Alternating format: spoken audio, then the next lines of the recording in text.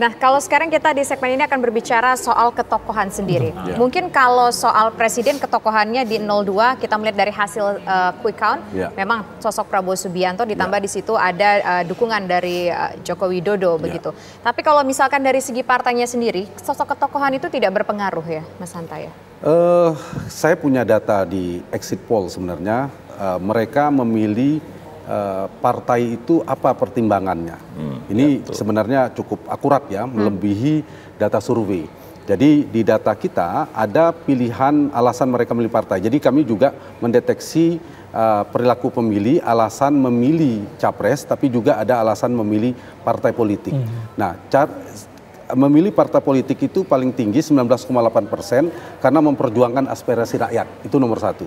Kemudian 16% karena calegnya, nah ini ketokohan, calegnya. Dia memilih karena calegnya. Yang ketiga karena kesamaan, karena lingkungan, karena keluarga. Itu yang ketiga, mungkin bisa dibandingkan ya sama Mas Agus ya. Yang keempat karena program kerja partainya. Kelima karena ideologi partainya hanya 8%. Kemudian baru dianjurkan oleh tokoh agama, tokoh masyarakat 5,6%. Selain itu sosialisasi. Jadi multifaktor ya.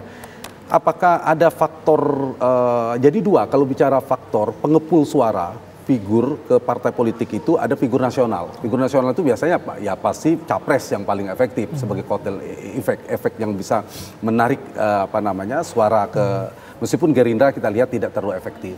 Yang kedua adalah figur lokal, yaitu para caleg-caleg. Ini bisa dibaca dalam konteks itu, Andrew. Jadi menurut saya memang setiap partai beda-beda. Terutama misalnya Golkar.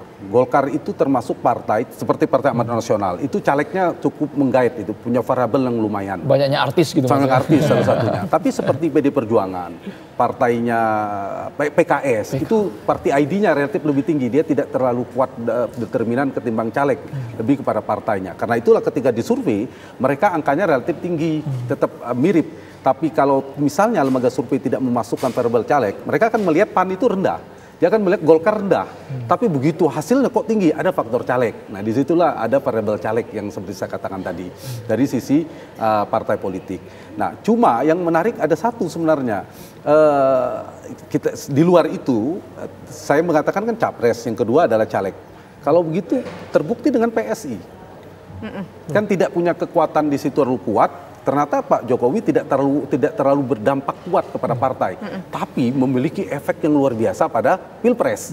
Kalau faktor Pilpres kami merekam juga apa alasan memilih 02 itu nomor satu sebelum Jokowi, Prabowo lah harus kita sebutkan, karena itu simbol kekuatan. Saya masuk sedikit ya ke Pilpres. Kekuatan simbol kekuatan Pak Prabowo itu di Jawa Barat lah. Jawa Barat itu siapa yang mau mengatakan itu Jokowi efek? Bukan faktor Jokowi, Jawa Barat faktor Prabowo bisa mempertahankan basisnya. Kalau tidak, itu kan udah geser ke Anies. Survei Poltreking setahun yang lalu di awal 2023, itu Anies sempat nyalip posisi Prabowo.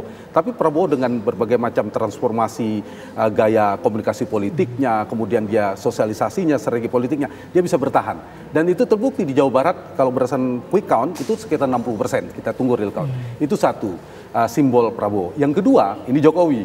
Jokowi efek itu bisa dilihat dari tingkat approval rating, tingkat kepuasan Pak Jokowi kan tinggi. Yang kedua, Jokowi Junior, namanya Gibran, cawapresnya Prabowo, itu faktor Jokowi. Di mana potret terbesarnya, gambarannya Jawa Tengah. Jawa Tengah itu kalau nggak faktor Jokowi bisa nggak bayangin bahwa Pak Prabowo akan menang di Jawa Tengah melawan Ganjar. Nggak kebayang, Mas. Nggak kebayang kan? Faktor siapa? Faktor Jokowi. Karena Jokowi memang kuat di Jawa Tengah. Terbukti pemenang 53% berdasarkan data quick count. Nah satu lagi provinsi besar, yang ketiga, simbol apa ini?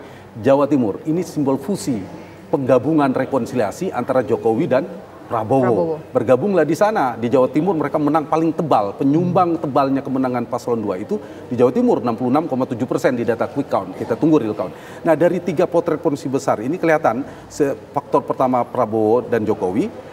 Faktor paling determinannya, saya tadi sebut dua kali kemarin di TV One, faktor Prabowo Widodo atau faktor Joko Subianto. Itu faktor utamanya 02. Baru ditambah berdasarkan data survei, 30% mengatakan karena memilih figur Prabowo yang tegas berani. Kedua karena faktor keberlanjutan Jokowi, faktor Jokowi 22%. Yang ketiga faktor program. Makan gratis dan susu gratis itu 10%. Nah yang terakhir yang ramai kemarin hanya 4,9% faktor gimmick gemoy. Itu 4 faktor yang menyebabkan orang memilih ketika kita tanya keluar dari TPS. Kalau Anies lebih pada karena mengusung perubahan. Semua kita tanya.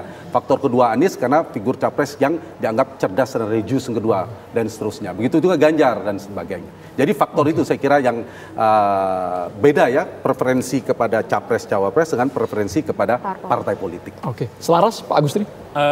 Ya pada prinsipnya hampir sama, tetapi memang saya mencoba melihatnya dari ada yang disebut soft power ya. Soft power itu daya tarik, persuasi gitu ya. Itu memang saya kira daya tarik itu pada level nasional itu penting. Tetapi pada level lokal itu juga ada satu faktor lain yang disebut hard power. Di situ mungkin ada mobilisasi di situ ya. Ada politik uang, di situ ada juga seperti kemarin bansos dan sebagainya. Saya kira itu juga berpengaruh. Jadi tidak semata-mata hanya orang datang karena tertarik sebetulnya. Ada orang juga datang karena termobilisasi dan itu juga tidak bisa diabaikan dalam realitas voting behavior kita. Faktanya misalnya kita melihat toleransi politik uang berdasarkan hasil exit poll kita. Toleransi politik uang di pemilih kita itu juga cukup tinggi. 50% itu oke dengan politik uang. Meskipun efektivitasnya itu hanya 35%. Jadi intinya bahwa bukan hanya daya tarik, tentu saja saya sependapat. Daya tarik itu penting. Tetapi di sisi lain juga tadi ada faktor mobilisasi dan sebagainya. Itu yang kita sebut sebagai hard power. Meskipun itu hard power sebenarnya prinsip-prinsip dalam HI ya, tetapi itu dalam dunia nyata, di dalam perilaku pemilih saya kira itu juga dalam taraf tertentu itu terjadi ya. Makanya kita selama ini ramai sekali mempersoalkan tentang pembagian bansos, mempersoalkan tentang misalnya politik uang dan sebagainya, karena salah satu faktor yang membuat orang itu datang dan memilih bukan hanya karena daya tarik tadi. Bahwa daya tarik itu penting, iya, tidak bisa diabaikan ya. Dari tarik aktor nasional maupun aktor lokal tentu saja. Nah saya kira aktor lokal ini karena tidak terlalu banyak juga diketahui. Kalau kita melihat ya di level masyarakat, aktor lokal itu juga misalnya urutan calon saja mereka tidak tahu ini calon dari partai apa. Dan mengapa ada calon nomor 1, ada calon nomor 2 dan sebagainya. Saya kira itu juga tidak terlalu dipahami sebetulnya. Tidak sampai sedalam itu, Pak ya? Tidak sampai sedalam itu, apalagi dengan jumlah yang sangat banyak. Coba kita lihat, misalnya di baliho, di jalan dan sebagainya. Itu terlalu banyak. Bahkan kita tidak tahu orang ini untuk DPR RI atau untuk DPRD provinsi atau untuk kabupaten. Kadang-kadang itu tidak jelas juga, hanya gambar dan membuat orang itu menjadi bingung sebetulnya. Sehingga saya kira bisa jadi untung-untungan ya. Iya, itu saya kira malah dalam konteks itu daya tarik lebih kepada aktor nasional sebetulnya. Calon seperti tadi faktor Pak Jokowi, faktor Pak Prabowo itu penting, tetapi pada level lokal mungkin saya kira yang lebih efektif itu mungkin lebih ke hard power tadi. Oke. Nah,